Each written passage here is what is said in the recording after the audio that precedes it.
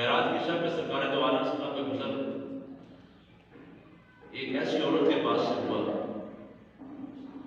جس کے چہرے کو بلی نوچ رہی ہے، اس کے چہرے پر بلی پنجے لگا رہی ہے، اس کو نوچ رہی ہے۔ جبریل امین سے حضور نے پوچھا، جبریل یہ عورت کون ہے، اس کا قصور کیا ہے؟ تو جبریل امین حضور کی بارگاہ میں عرض کرتے ہیں، دیکھیں معمولی سے کام ہے، معمولی سمجھتے ہیں جن کو ہم، جن کا خیال نہیں کرتے، احساس نہیں کرتے۔ حضور نے جب جبریل امین سے پوچھا کہ کون عورت ہے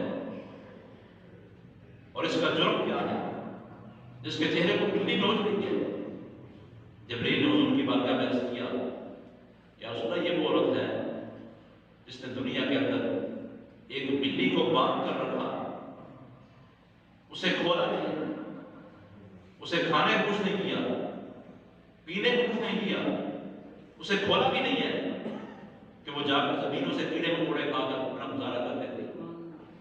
اس عورت نے اس کو باندھ کے رکھا، اسی حالت میں مر گئی ہے۔ اب قیامت تک اس عذاب میں یہ عورت رہے گی، یہ بلی اس کے چہرے کو نوچتی رہے گی۔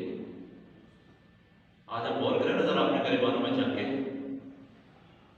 انسان تو انسان رہے، جانوروں پر بھی ہم ظلم کرتے ہیں، جانوروں کو بھی لڑاتے ہیں۔